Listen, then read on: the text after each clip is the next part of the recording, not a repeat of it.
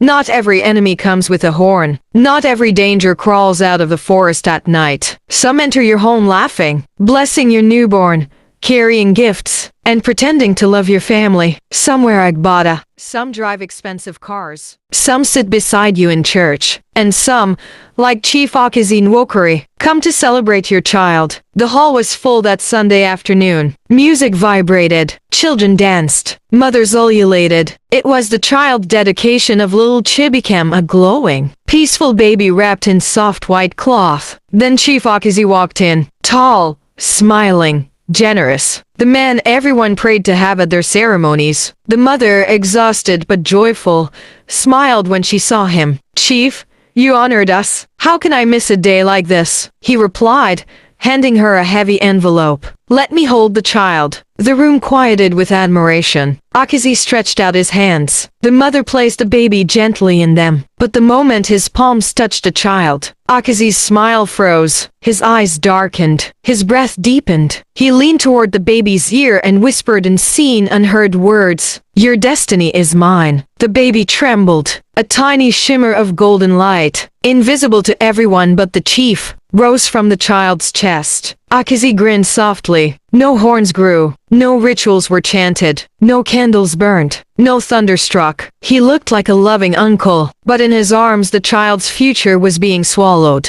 Because sometimes, the enemy blesses your child. The enemy carries your newborn. The enemy pretends to love you. The enemy looks exactly like Chief Okezie. And on that day, while the family danced joyfully, while the pastors prayed, while the congregation rejoiced, Chief Okezie came not to celebrate. He came to steal. For more than 20 years, a certain man named Chief Okezie had been known throughout the villages as a generous celebrant, a man who never missed birthdays, naming ceremonies, wedding receptions, or child dedications. He moved from village to village like a friendly breeze. He supported families, spread money like rain, and blessed newborns with so much confidence that people prayed to have him present at their events. Yet beneath that soft voice, expensive perfume, and gentle handshake, lay one of the darkest secrets the land had ever known. Chief Okezie was a high-ranking member of MNJWA, the Sons of the Dark World, a brotherhood that fed on destinies the way vultures feed on flesh, while others seized destinies through rituals, mirrors, and smoky altars. Okezie specialized in something more dangerous. He stole destinies through touch. A handshake was enough. A pat on the back was enough. But nothing worked better than carrying a newborn baby. All he needed was one moment when the mother trusted him, when the family cheered, when the father smiled proudly, unaware that their joy was about to be exchanged for generational sorrow. And he never missed his target. The first child whose destiny he stole was little Chinemerem, a boy born with eyes so bright that even strangers commented on them. Destiny prophets said the boy would become a great medical doctor, one who would invent medicines that would save millions. The family was middle class but hopeful. On the day of Chinemerem's dedication, Chief Okezie arrived with bags of rice, cartons of drinks, and a bundle of cash so large the mother burst into tears of joy. "Let me carry him," he said softly. Everyone smiled. Why wouldn't they? He was known across towns for blessing children with money. He carried the boy, placed a gentle kiss on his forehead, and whispered something no one else heard. "Your journey ends here." The light around the child dimmed instantly. His cry weakened. His eyes lost their glow. 3 days later, he developed a strange fever. Before the next market day, he was dead. People said it was ordinary fever, but Chief Okezie and the Brotherhood knew what happened. A destiny had been taken. A life had been cut short. An oracle had been fed. The second child was John,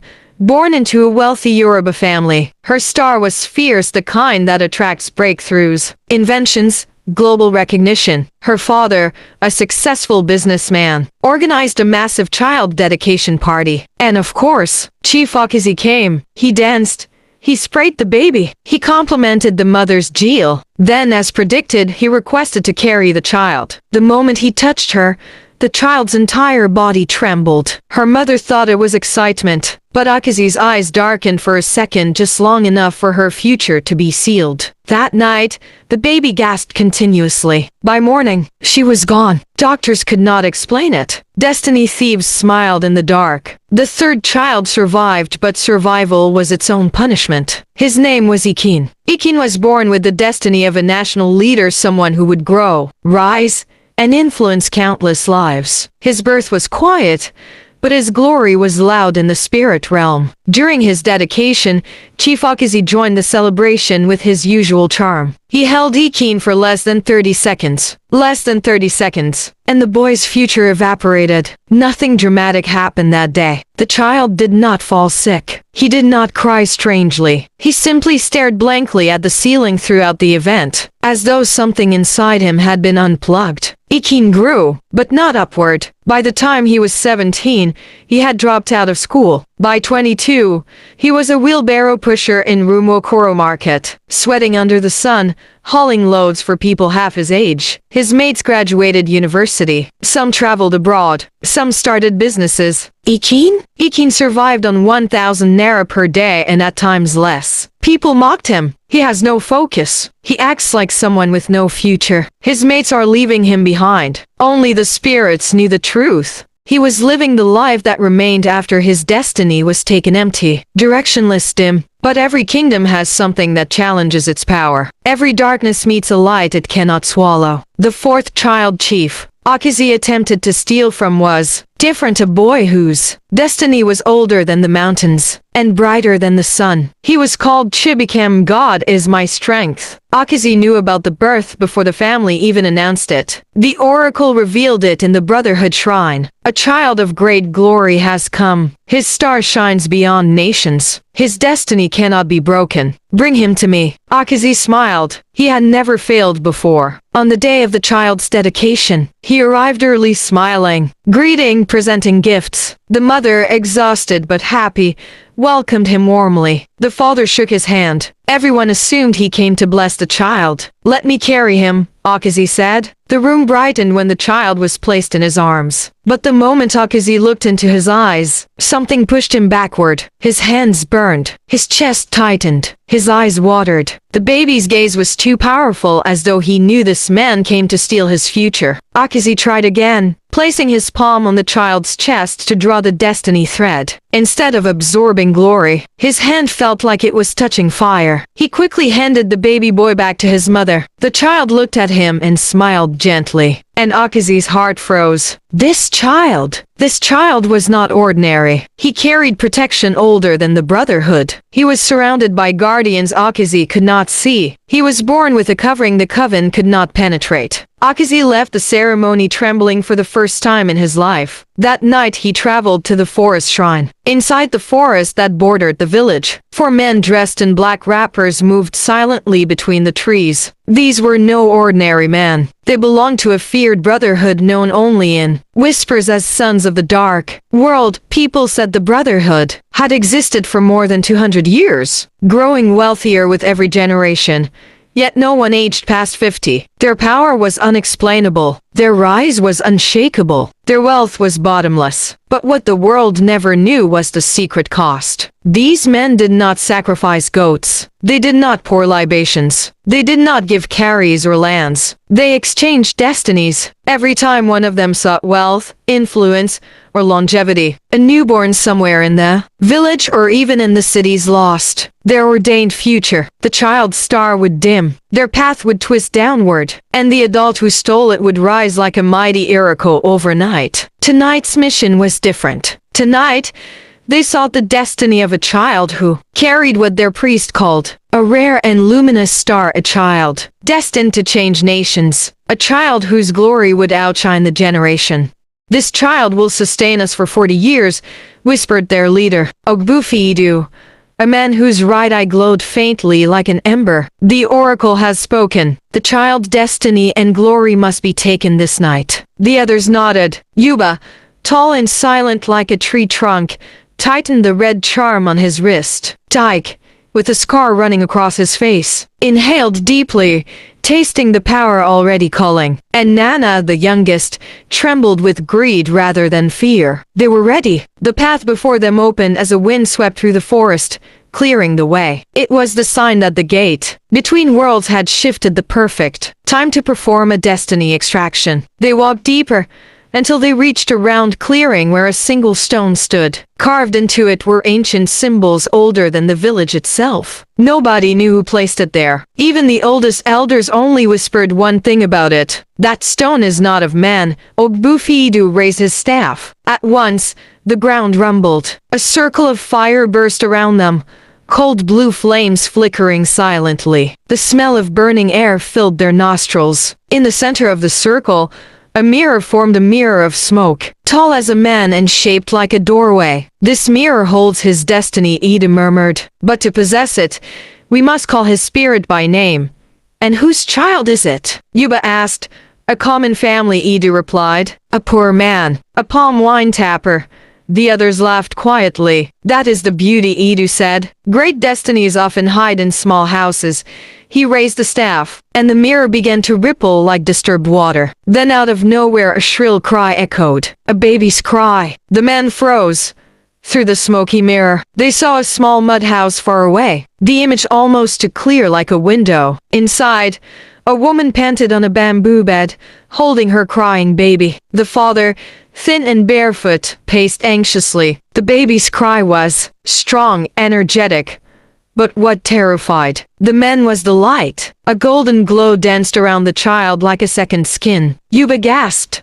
So bright. That is why we must take it, Edu snapped. Before dawn breaks, before the gods notice. He motioned to the mirror. Begin the chant. They linked hands, chanting the forbidden incantation of destiny transfer. Call his star. Remove his life's path. Make ours increase. The mirror brightened. The baby screamed louder. The father stumbled, clutching his chest, frightened by a strange feeling he couldn't explain. Back in the forest, Edu stretched his hand toward the mirror, ready to seize the glowing thread of the baby's destiny. The thread only they could see. But something happened. A cold wind circled them. The mirror flickered, and the ground trembled violently. Then boom! The mirror exploded into blinding white light that threw all four men backward.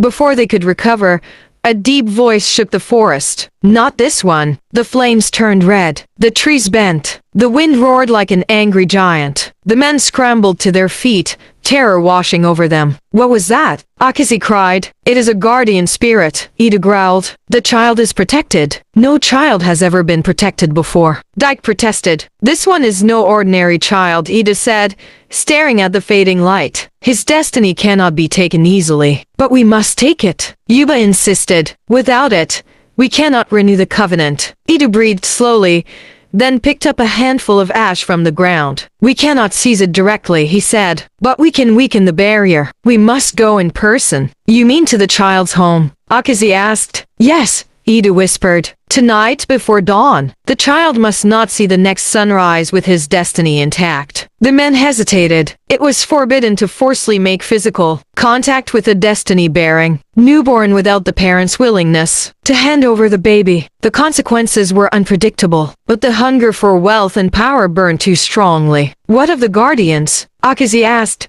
voice shaking. Edu raised his glowing right eye toward the sky. We will not go unprotected. He brought out a horn filled with thick black liquid, the blood of the covenant. He drew a symbol on each man's forehead. Their eyes turned darker, almost empty. Now, he said, no spirit of light can stop us. They turned toward the path leading out of the forest. Far across the village, the newborn stopped crying. His mother smiled weakly. The father exhaled in relief. The midwife wrapped the child in warm cloth. But outside, unseen hands moved. Darkness was coming closer. Tonight, the battle for the child's destiny had just begun, and the sons of the dark world would not fail easily. The first rooster had not yet crowed when Okezie, Edu and his men emerged from the forest, their footsteps silent as smoke. The village of Umukpera slept deeply, unaware of the evil threading its way through the night. Lanterns were out, doors were shut. Even dogs were strangely quiet,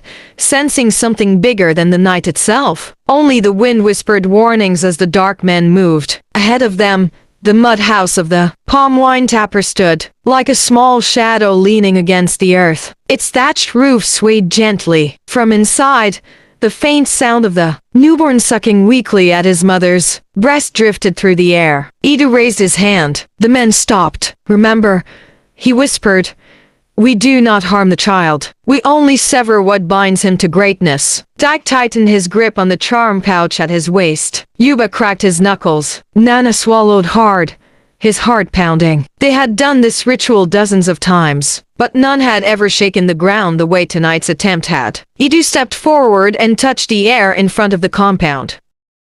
A ripple spread across the invisible barriers surrounding the house. "A protective veil," he murmured. Nana frowned. "How can a poor family place such a barrier?" "They did not," Idu said. His voice lowered. "The child placed it himself." Yuba froze. "You mean, the child's spirit is already awake?" "Yes." Idu's eyes hardened. "He is not like others. His star burns with awareness. We must act fast." He removed a small calabash from his wrapper and placed it on the ground. At once, thick black smoke poured out of it and formed a twisting serpent made of shadows. The serpent hissed, then struck the barrier. The veil cracked. The house trembled. Inside, the newborn began to cry loudly for a child just hours old. His mother jolted awake, confused. "Ikin, why is he crying like this?" she asked, turning to her husband. But Ikin, the child's father, was already sitting up, staring at the door with fear crawling up his spine. "Something is outside," he whispered. The midwife snored softly in the corner, unaware of the war unfolding beyond human sight. Outside, Idu heard the heightened cry and smiled. "The star resists. Good." He motioned. "Strike again." The serpent lunged once more, and the protective veil shattered into fading sparks. A cold wind swept through the compound. Now nothing could stop them. "Move," Idu ordered. The men advanced toward the door, but as Yuba reached for the entrance, the wooden door shook violently, as if struck from the inside. Startled, he jumped back. "What was that?"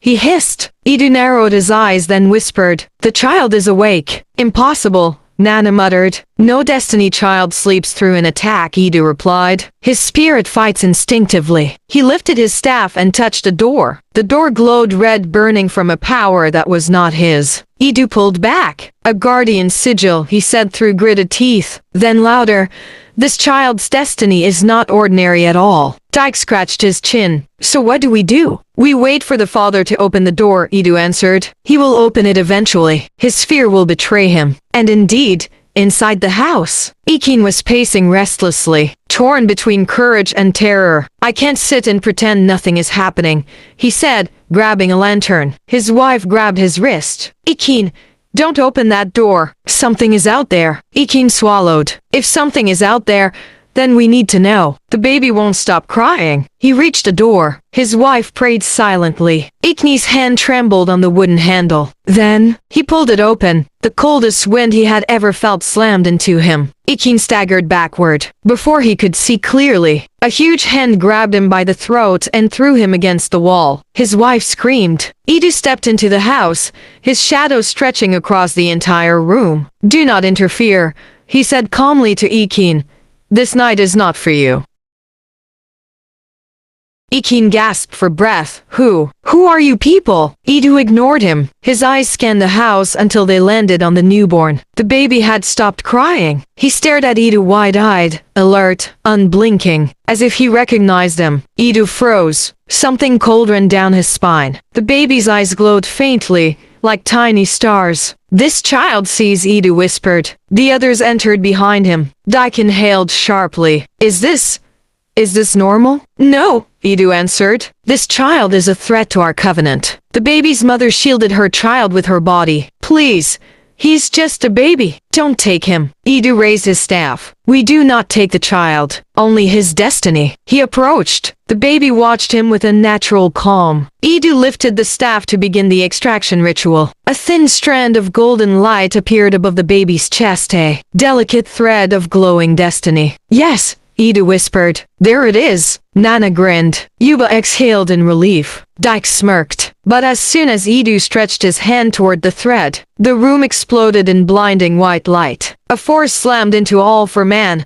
throwing them against the walls. The calabash shattered. The snake of shadows dissolved. The lantern burst. Ikin and his wife shielded their eyes, screaming. When the light faded, a strange, cloaked figure stood in the middle of the room, tall, faceless and glowing faintly. A guardian spirit. Its presence shook the walls. Its aura filled the room with warmth and power. Idu's men scrambled back in terror. No! A celestial guardian, Nana cried. They only appear for highly chosen children. Dyke shouted. Yuba clutched his chest. We cannot fight that. Idu stared at the guardian, stunned. The spirit lifted an arm and pointed at the man. Its voice was soft, but the entire house shook when it spoke. This child is marked by the high realms. His destiny cannot be taken. Idu's eyes blazed with fury. We shall see. He raised his staff and shouted an incantation. Black energy shot forward, but the guardian raised one finger. The energy evaporated like smoke. Then the guardian spoke again. Leave or be unmade. Dyke grabbed Idu's shoulder. We must leave. We are no match for this. But Idu pushed him away, obsession clouding his mind. This child's destiny is too powerful. If we take it, we will rise beyond the covenant. Even the ancestors will bow to us. He charged forward. The guardian flicked its hand. A shockwave blasted Idu backward, sending him crashing through the door and out into the compound. His men ran to him as he groaned, blood dripping from his mouth. We cannot win, Yuba cried. Let's go! Idu stared back at the glowing spirit holding the child. Rage twisted his face, and then a smile formed. Fine, he whispered. We leave tonight. He stood. But we will return. He raised his hand, summoning a blast of dark smoke that concealed them instantly. When the smoke cleared, they were gone.